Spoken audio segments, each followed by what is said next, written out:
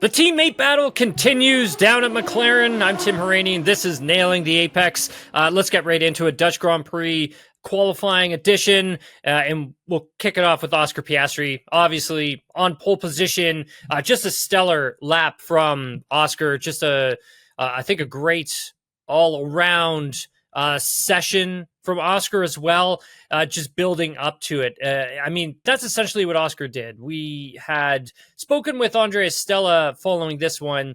It was interesting when he spoke about Oscar's session, and not only that, but how he came to be on pole position. A lot of it had to do with Oscar's build up over the weekend, where he kind of compared it to Oscar kind of builds himself throughout a weekend where Lando is just straight away immediately on the pace, on the limit, but there's no more improvement sort of left to go, where Oscar is able to just kind of push himself towards that limit. And once he gets there, he's kind of able to find a little bit here and a little bit there. And that's all it really was, because the two of them were just so close and locked on pace during qualifying and during free practices as well.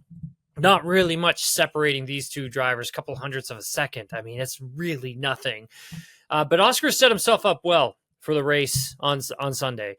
I think when you take a look at where Lando Norris is starting P2, he was happy with his lap. I mean, 100th is a very small margin between these two, like I was saying, but he felt that a lot of his advantage is now gone, simply because of where he's starting at P2, because the track is just so difficult to pass on. I mean, there aren't many passing opportunities, if at all. I mean, maybe down into turn one, depending on the run you kind of get out of the penultimate corner up through the banking.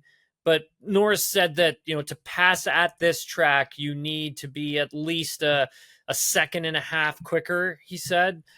And that has to be sort of that tire advantage. And so for Oscar and for Lando, the battle tomorrow is really going to be either off the line or in pit lane, something similar to what we saw in Hungary, where Lando just rolled the dice and it worked out for him.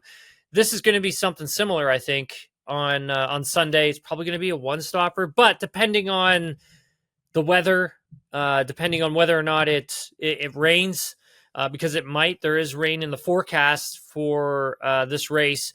And here in the Netherlands, let me tell you what, when it rains, it rains. It really rains. It rains a lot. It rains hard. So it could be a pretty wet race tomorrow. However, more from Andrea Stella at the end of this one. He said that essentially, when Norris reaches that limit, he is just absolutely on it. I thought that was an interesting comment from him, because when you sort of boil it all down between the two drivers, I mean, I think for Oscar, he thinks his way through the sessions. And it was an interesting stat on the AWS. It was on the race broadcast, and it was a lap comparison with some data telemetry. And I was doing some commentary up in one of the paddock suites, and I had noticed that on some of the telemetry, and including the first corner in particular, Oscar was going in like pretty deep on the brakes into turn one, but he was suffering on the exit. And then when Oscar was going down into turn three, again, really late on the brakes, and he was suffering on the exit. And Lando was kind of getting him on those exits. It's sort of that thing where it's like slow in, fast out. And essentially that's kind of what Lando was doing. When I look back at it and listen to what Andrea Stella had said with the Oscar building up and sort of piecing things together, I wonder if, those were some of those smaller adjustments that Oscar made within the qualifying session, that allowed him to take this crucial pole position.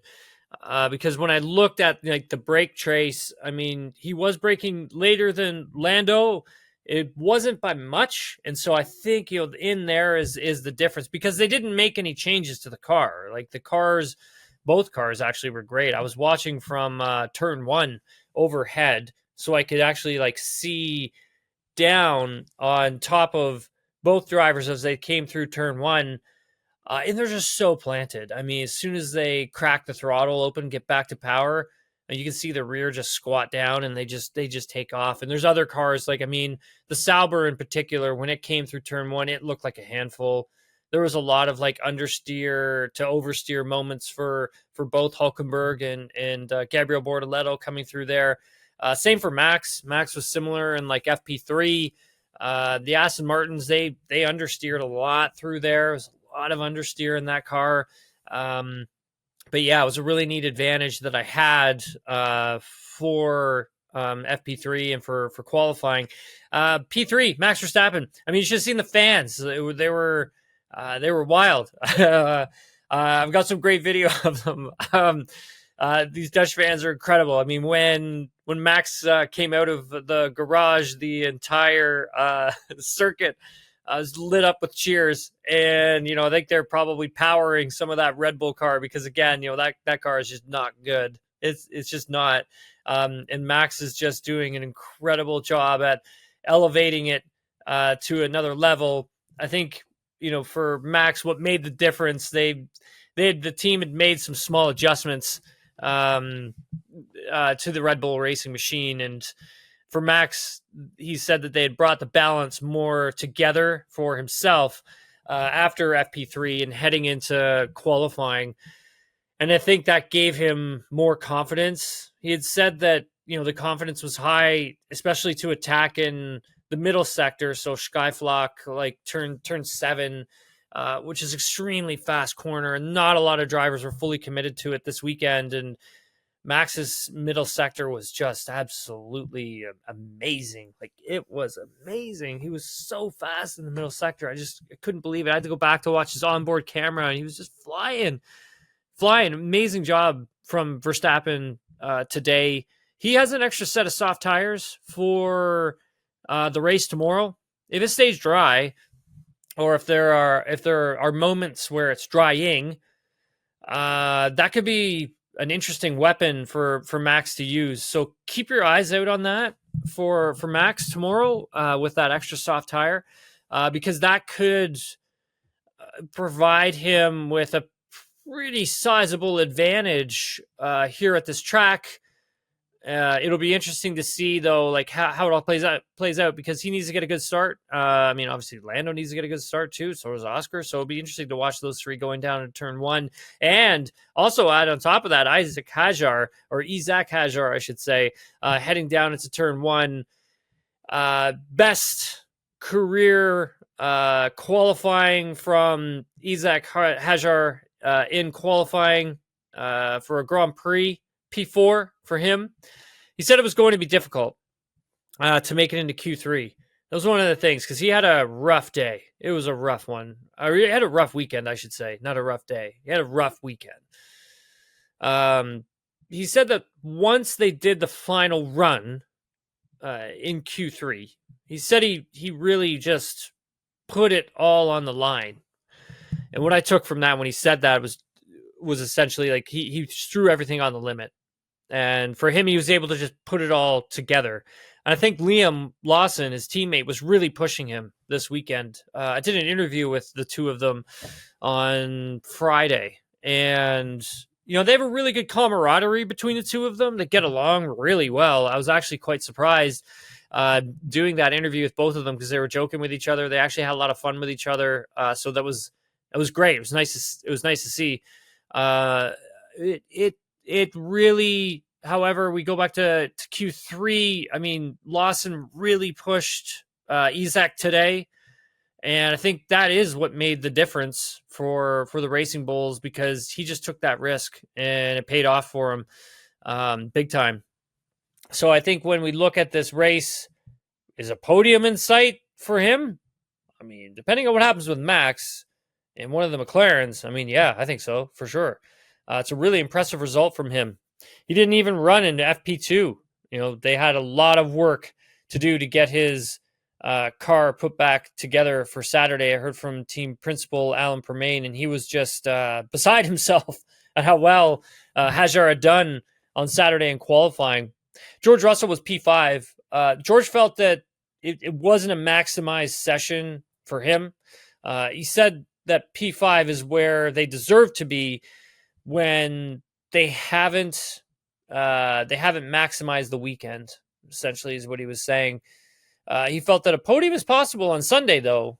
The car, honestly, from my viewpoint, it looked like a lot of work when you compare it to some of the other cars that I saw coming through, turn 1, turn 2, turn 3 over the weekend. It looked like a handful. You could just see George wrestling with this thing all weekend long. And then he had his pit lane incidents as well. He had the one with Fernando Alonso in FP3. Alonso wasn't too upset about it afterwards, though. But yeah, it's tough to see Mercedes down there, because I think when we look at the temperatures here, this is kind of their territory, because it's cooler here. It's not hot conditions. It was very mid temperature for qualifying, so I was surprised that George was P5. I honestly thought that he was going to be pushing for P3. It really did. Charles Leclerc P6. That's a surprise, and Lewis Hamilton P7. I mean, that's a surprise to see them that far back, because I honestly thought that Leclerc would have been a lot more competitive. I mean, he hasn't been happy with the car all weekend long. If you take a look at where they were at the Hungarian Grand Prix, then you compare that to this track here at Zandvoort. I mean, there's not much separating those two tracks, right? They're very go-kart-like, more elevation, obviously, here at Zandvoort. But I still didn't expect Ferrari to be this bad. Like, I didn't think they were going to be this bad for this weekend, but here we are. But for Lewis, I mean, back in Q3, first time since the British Grand Prix that Lewis has been in Q3. Like, that's saying something. I mean, I think Hamilton found a couple things for himself this weekend, gave him some confidence. He had looked good in free practice 3. He looked okay in free practice 2 as well. Watching him in qualifying, he did look a lot more confident in the car as he was coming by me. So I think for Lewis, with a good strategy, maybe some rain, possible podium as well could be in play for Lewis tomorrow, and Charles Leclerc as well. It's going to be hard to catch McLarens, though, like we all know. But Fred Vasseur said at the end of this one that they have a target, and that's the podium for tomorrow. So let's see what happens. P8 for Liam Lawson. Another great qualifying from Liam Lawson. He wasn't sure, though, why they went slower in Q3. He said the car felt really good, though, in Q2. But he felt that once they got into Q3, the car kind of went away. And he just had made an interesting comment about the track being very sensitive. And that could mean a number of different things. It could mean the wind. It's very windy at Zandvoort. And it blows in gusts. So it's not always... The wind isn't always blowing, but when it does, it blows in these huge gusts. So it can really throw you off and can really ruin your lap time. Carlos Sainz with a nice quali as well. P9, Fernando Alonso, P10. I don't really think that's where the Aston Martin really wanted to be. I think that car could have been a little bit higher. I think Alonso, he was happy with where they are, but felt that was the best result for the car. I think the team, though, was targeting probably somewhere in P7 and P8 for quali on Saturday. It kind of just sounds like the car just went away and the conditions affected a little bit what they were trying to accomplish. But Fernando's been pretty happy with the last 2 weekends. So going back to Hungary and then to hear consistency from the car, I think he's happy with as well. I mean, I was watching him in free practice 3. He's doing his first push lap, and he absolutely sent one into turn 1. And like, he was just testing the limits. But oh my God, if he hadn't have caught the car when he caught it, it would have been a huge crash, and they would have been repairing that car. And he might have missed qualifying if he had have crashed the car there. It was an incredible save from him. P5, P11 for Kimi Antonelli. Made a mistake in the chicane on his final push run, and that's why he got knocked out of qualifying. He said he felt decent in the car, because that's good to hear, because, again, for him, it's been a bit of a up and down weekend as well. I mean, obviously, he had that off in FP1, lost a lot of track time. That's something that he did mention at the end of quali. I mean, maybe that loss in track time also affected a bit of the performance in qualifying, especially going into that chicane. I mean, that's something you really got to chip away at. It's a very technical section. And especially in an F1 car, it's extremely technical. So it is one of those things that, the sim will only help you so much, but then in real life, you really have to try and find a way of piecing that together. Yuki Tsunoda, P12, he was happy with his lap, but it was a tough session for him. He wasn't sure how else he could get the pace out of the car. Said he will try his best to score some points tomorrow. I mean, he did look not lost, but just frustrated by knowing that he put a good lap in, but the car just didn't have any pace. And I can understand that frustration. P13 for Gabriel Bortoleto. He had a bit of traffic on that push lap for him. He could have been higher. It was Tsunoda who was in front of him. But he did say that, Yuki didn't block him. It was just the dirty air was enough for it to upset the car as we were getting earlier in these sessions. So if you go back to like Q2, Q1, there were so many cars out on the tracks. There was so much dirty air. So it was really hard for drivers to kind of find a clean window to put a lap in. So that was also something that was affecting a lot of the drivers who were out earlier in quali. P14 for Pierre Gasly. Did well to get himself into Q2. Definitely overexcited. Overexceeded. Excuse me. God, I'm tired. Definitely overexceeded the team's expectations. And I heard from Flavio Briatore on Friday, asked about Pierre Gasly continuing on at the team. I mean, he didn't have enough. He had so many good things to say about Pierre Gasly. So I think that's a good thing for Pierre. He loves that he's consistent and quick. But he also did comment on Christian Horner as well, and says that Horner is not in the picture at Alpine. And that is something that we've talked about already. If anything, Horner would probably put together some sort of a consortium to go in and buy Alpine, not to be a part of Alpine. P15 for Alex Albon. They've been, that team at Williams, and in particular for Alex, they've really been struggling with outlaps all weekend, and they kept putting themselves into traffic on their outlaps and never was able to get the tires in the right operating window where you could go out and push. It's a shame because, they have a pretty quick car, and they've had a quick car all weekend. It's just that execution. And, this isn't the first time that Alex has gotten upset over the radio over this. This isn't the first time as well that they've put him out in traffic to try and cue the tire and get it ready for qualifying. He said that they just needed a normal lap and everything would have been fine. I believe him. I think that was a Q3 car that Alex had underneath him here on Saturday. Q1 at the end, P16, Franco Colapinto, Nico Hulkenberg, P17, Esteban Ocon, P18, P19, Ollie Behrman, and P20, Lance Stroll. For the two Haas drivers, Ocon said that it was a pretty difficult session, and he felt that the last stint that they did have the pace to get through to Q2, but he went wide at turn 11, and that costed him a little bit. But he did feel that both Ollie and himself had pace to get that car through to Q2. So we'll see what happens with them tomorrow in the race. Again, some rain really helped that team out. P20 for Lance Stroll. He dropped the wheel and crashed on the penultimate corner. So, yeah, not a great weekend for Lance. For questions, quickly head on over to the Twitter, and we'll see what we got here. Is there anything Racing Bulls is doing that Red Bull can learn from? Seems a little absurd that a feeder team is consistently outpacing its larger partner. That's from Kuno Imo. If I pronounce that wrong, I am so sorry. Look, when it comes down to it with the Racing Bulls, their car, they just have good drivability, where the Red Bull machine doesn't. But when the Red Bull machine is working properly, think Suzuka and think high-speed tracks, it goes pretty good. However, if you take a look at Max's qualifying at Silverstone, if it doesn't rain in the race, I mean, Max, has a good shot at winning that race on the Sunday at the British Grand Prix.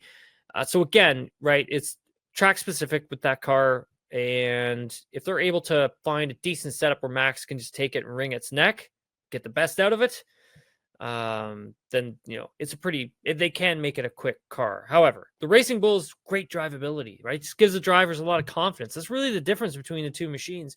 And again, right, the Racing Bull's car goes to different tracks and it struggles.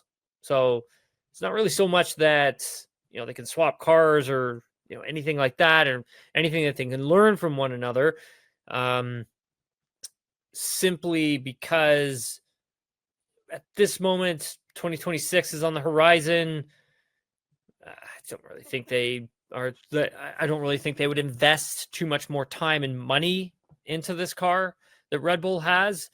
They may bring a few tweaks and updates here and there, but other than that, this is kind of what they got for the rest of the season. The real sort of judgment is going to come next year when we get the 2026 regulations online. Thanks very much, everybody, for writing your questions, sending them in. Appreciate it. Adam and I are going to be back hopefully Sunday. The internet is not great at this hotel I'm at right now, unfortunately. So hopefully we'll get you that podcast Sunday. If not, you'll have it Monday. But thanks again, everyone, for watching, listening. Enjoy the race on Sunday, and we'll talk to you after.